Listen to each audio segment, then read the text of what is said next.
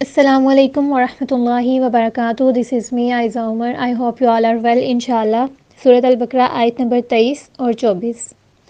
وَإِن كُنتُمْ فِي رَيْبٍ مِّمَّا نَزَّلْنَا عَلَىٰ عَبْدِنَا، اور اگر تم اس بارے میں شک میں ہو جو ہم نے اپنے بندے نبی کریم صلی اللہ علیہ وآلہ وسلم پر یعنی کہ نازل کیا. یہاں پر قرآن کی صداقت کے بارے میں بات ہو رہی ہے کہ جو لوگ اس میں شک کرتے ہیں، اس کے بیان کے بارے میں، اس کی نظم و ضبط کے بارے میں، تشریح کے بارے میں، جو کہ ایک معجزہ ہے، لیکن بعض لوگ ایسے ہیں جو کہ شک کرتے ہیں کہ نبی کریم صلی اللہ علیہ وآلہ وسلم پر نازل کیا گیا قرآن نبی کریم صلی اللہ علیہ وآلہ وسلم نے خود سے گھڑ لیا ہے، یعنی اللہ تعالیٰ نے نازل نہیں کیا بلکہ انہوں نے خود سے گھڑ لیا ہے، خود سے لکھ لیا ہے. تو یہاں پر اللہ سبحانہ وتعالیٰ اس چیز کی وضاحت کر رہے ہیں جو کہ کفار نے اور نبی کریم صلی اللہ علیہ وآلہ وسلم کو جھٹلانے والوں نے جو الزام لگایا تھا. سب سے پہلے تو دیکھیں علی عبدنا، اس بات کی دلیل ہے کہ نبی کریم صلی اللہ علیہ وآلہ وسلم کی صفت ہے کہ وہ اللہ سبحانہ وتعالیٰ کے بندے ہیں. ٹھیک ہے. اور جب نبی کریم صلی اللہ علیہ وآلہ وسلم کو معراج پر لے کے جایا گیا تو قرآن میں آتا ہے نا، سبحان الذی اسری بعبدہ لیلا، کہ پاک ہے وہ ذات، یعنی وہ اللہ تعالیٰ جو اپنے بندے کو ایک رات لے گیا. بنی اسرائیل آیت نمبر 1.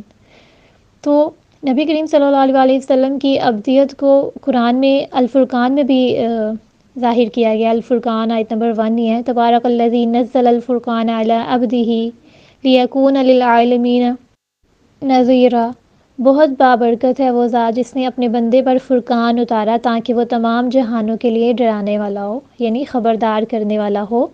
فرقان یعنی کہ قرآن. تو قرآن میں بہت سارے مقامات پر نبی کریم صلی اللہ علیہ وآلہ وسلم کے بارے میں یہی آتا ہے کہ وہ اللہ تعالیٰ کے بندے ہیں اور اللہ تعالیٰ نے ان کے اوپر قرآن کو نازل کیا، یعنی کہ قرآن اللہ سبحانہ وتعالیٰ کی ہی کتاب ہے. فَأْتُوا بِسُورَةٍ مِّن مِّثْلِهِ، فَأْتُوا بس لے آؤ بِسُورَةٍ مِّن مِّثْلِهِ، اس جیسی کوئی ایک صورت.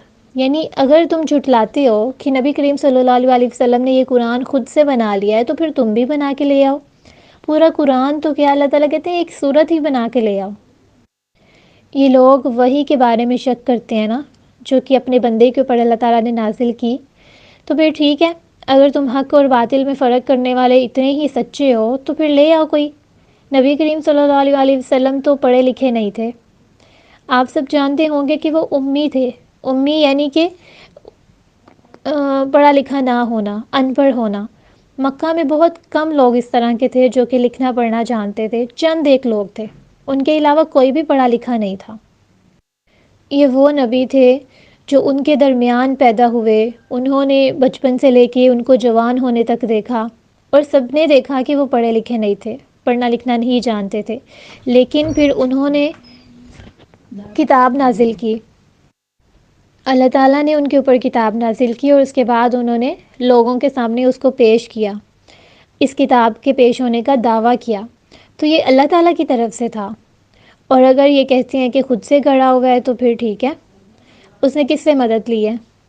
اگر یہی معاملہ ہے تو پھر ایسا کرو کہ تم بھی سارے جمع ہو جاؤ، ایک دوسرے کی مدد کرو اور اس جیسی کوئی ایک صورت بنا کے تو لے آؤ. وَادْعُوا شُهَدَاءَكُم مِّن دُونِ اللَّهِ إِن كُنتُمْ صَادِقِينَ. اللہ تعالیٰ کہہ رہے ہیں اگر تم اپنے دعوے میں سچے ہو نا تو پھر اکٹھا کرو اپنے شاعروں کو، خطیبوں کو، مددگاروں کو، اپنے حامیوں کو، لے کے آؤ اس جیسی صورت.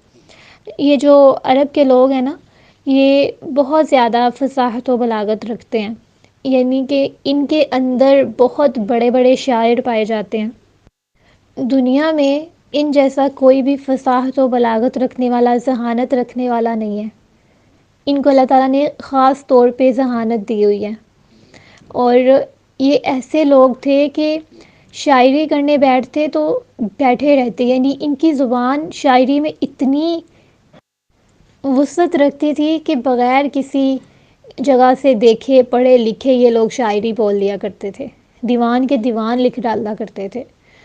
تو اللہ تعالیٰ کہتے ہیں تمہارے اندر تو پھر اس طرح کے لوگ ہیں نا، اس طرح کے شاعر ہیں، خطیب ہیں، تو ٹھیک ہے قرآن کے مقابلے میں کوئی ایک صورت لے کے آؤ.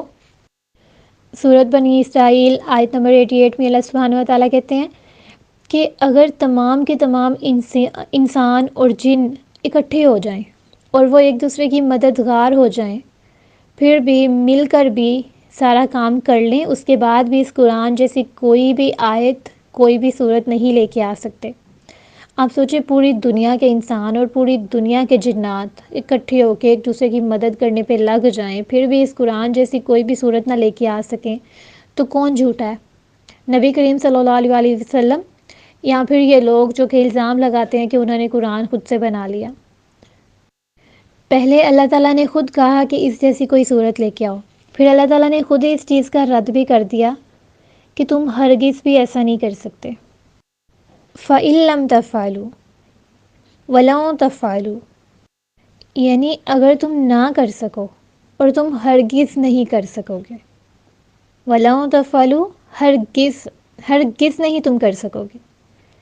اللہ تعالیٰ نے پہلے چیلنج کیا اور اس کے بعد خود ہی اس کا جواب بھی دے دیا کہ تمہارے اندر اتنی کیپیسٹی نہیں ہے کہ تم یہ کر سکو، کیونکہ قرآن کسی انسان کا نہیں بلکہ رب تعالیٰ کا کلام ہے۔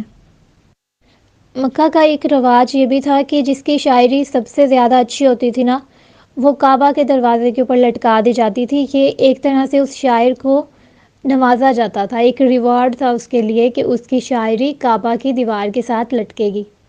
تو جب قرآن نازل ہونا سٹارٹ ہوا اور 3 آیات کی صورت ایک وہاں پہ لٹکائی گئی کعبہ کی دیوار پہ نا، تو وہ 3 آیت کی صورت کون سی تھی؟ کوئی بھی ہو سکتی ہے، کافی ساری صورتیں ہیں قرآن کی جو کہ 3 آیات پر مشتمل ہیں اما پارہ کے اندر، تو وہاں پہ لٹکا دی گئی اور کہا گیا کہ چلو چوتھا مصرع اس کا پورا کر کے دکھاؤ۔ یعنی 3 آیات اتنی پرفیکٹ تھیں کہ چوتھا مصرع کوئی بھی پورا نہیں کر سکا، کیونکہ وہ لوگ شاعر تھے، اور آپ کو پتہ ہے کہ شاعری میں جملوں کے پیئرز ہوتے ہیں، 2 جملے ہوتے ہیں، 3 لائنوں والا آپ نے ابھی تک کوئی بھی شعر نہیں دیکھا ہوگا۔ تو جب کہا گیا کہ ٹھیک ہے یہ 3 آیات ہیں، اس کی چوتھی لائن ہی کوئی پوری کر دو، تو مکہ کے سب سے بڑے شاعر نے اس کے نیچے لکھا تھا کہ یہ کلام کسی انسان کا نہیں ہے، اور اس نے یہ بات کسی بھی شک کے بغیر کہی تھی، یعنی کہ یقیناً یہ کلام کسی بھی انسان کا نہیں ہے۔ تو آپ سوچیں کہ جب بڑے بڑوں کی وہاں پہ حیرت گم ہو گئی تھی اور وہ قرآن کا مقابلہ نہیں کر سکے تھے، تو ان کی حالت کیا ہوگی کہ ایک ان پڑھ انسان کے اوپر، جو کہ پڑھا لکھا نہیں ہے، جو کہ بکریاں چڑھاتا ہے، وہ انسان نبوت کا دعویٰ کر رہا ہے اور وہاں کے بڑے بڑے سرداروں کے ساتھ وہ ٹکر لے رہا ہے، تو پھر یقیناً یہ بات ان کے لیے حیرت والی تو تھی ہی، حسد والی تو تھی ہی۔ اسی حسد کی وجہ سے وہ نبی کریم صلی اللہ علیہ وسلم کے اوپر ایمان نہیں لے کے آتے تھے کہ قرآن کسی سردار کے اوپر نازل کیوں نہیں ہوا، کسی مالدار انسان کے اوپر نازل کیوں نہیں ہوا؟ مکہ کے بڑے بڑے سردار تھے، کیوں ان کے اوپر نازل نہیں ہوا؟ اسی ایک شخص کے اوپر نازل ہونا تھا۔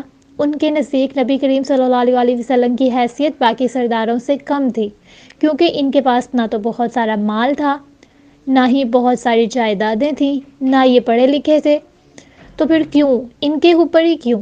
لیکن اللہ تعالیٰ جس کو چاہے چنتا ہے۔ پھر آگے اللہ تعالیٰ کہتے ہیں کہ اس آگ سے ڈرو، التی وقودها الناس والحجارہ، اس آگ سے ڈرو جس کا ایندھن لوگ اور پتھر ہوں گے۔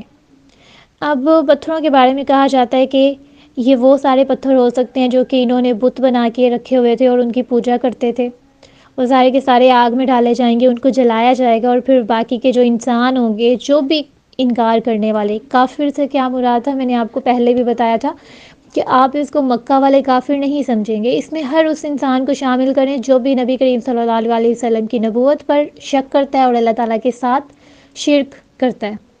وہ چاہے تو خود کو مسلمان کہلوانے والا کوئی بھی انسان ہو سکتا ہے، یا پھر جھٹلانے والا انسان بھی ہو سکتا ہے۔ تو اللہ تعالیٰ کہہ رہے ہیں اس آگ سے ڈرو جس کا ایندھن لوگ ہوں گے اور پتھر ہوں گے، پتھروں کے ساتھ آگ بھڑکائی جائے گی۔ آپ کو پتہ ہے کہ 2 پتھروں کو آپس میں رگڑا جائے تو آگ لگتی ہے، تو وہ جہنم جس کا ایندھن ہی لوگ اور پتھر ہوں گے، اس کی وحشت کیسی ہوگی، اس کی آگ کس طرح کی ہوگی۔ اور آپ جانتے ہیں کہ وہ جہنم اتنی گہری ہے کہ ایک حدیث میں آتا ہے کہ سیدنا ابن مسعود رضی اللہ تعالیٰ عنہ کی حدیث ہے کہ ہم نے ایک زوردار دھماکے کی آواز سنی. یعنی سب بیٹھے ہوئے تھے، مجلس لگی ہوئی تھی صحابہ کی، کہ انہوں نے ایک زوردار دھماکے کی آواز سنی. نبی کریم صلی اللہ علیہ وسلم سے پوچھا گیا کہ یہ آواز کس چیز کی ہے، تو نبی کریم صلی اللہ علیہ وسلم نے فرمایا یہ وہ پتھر ہے جو کہ 70 سال پہلے جہنم کے اوپر سے پھینکا گیا تھا کنارے سے، اور آج وہ جہنم کی تہہ میں جا کے گرا ہے، اور یہ آواز اس پتھر کی آئی ہے. یعنی اللہ اکبر کبیرہ، 70 سال پہلے وہ جہنم کے اوپر سے گرایا گیا تھا، اور 70 سال کے بعد اس کو اتنا وقت لگا ہے اس پتھر کو زمین وہاں کی تہہ میں جانے کے لیے. تو سوچیں کہ جب انسانوں کو اس کے اندر پھینکا جائے گا اور اس تہہ میں پھینکا جائے گا تو کیا حال ہوگا. اللہم لا تجعلنا منہم. سب سے نچلے گڑھے میں جہنم کے منافقین ہوں گے، منافقین. تو آپ سوچیں کہ آپ کن میں شامل ہیں. کیا آپ کو کسی معاملے میں کوئی شک ہے کہ اللہ سبحانہ و تعالیٰ نے نبی کریم صلی اللہ علیہ وسلم کو پیدا کیا، اس کے اوپر وہ کتاب نازل کی، اور آپ کو جہنم کی وجود کے اوپر شک تو نہیں ہے کہ آپ کا حساب ہوگا، ہر ایک چیز کا حساب ہوگا. وہ جہنم آج بھی قائم ہے، اسی وجہ سے تو اس کی آواز سنی تھی صحابہ نے اور نبی کریم صلی اللہ علیہ وسلم نے. تو سوچے جو ابھی سے بھڑک رہی ہے، جس کو ابھی سے تیار کیا جا رہا ہے، اس میں جانے کے بعد کیا حال ہوگا. جزاکم اللہ خیراً.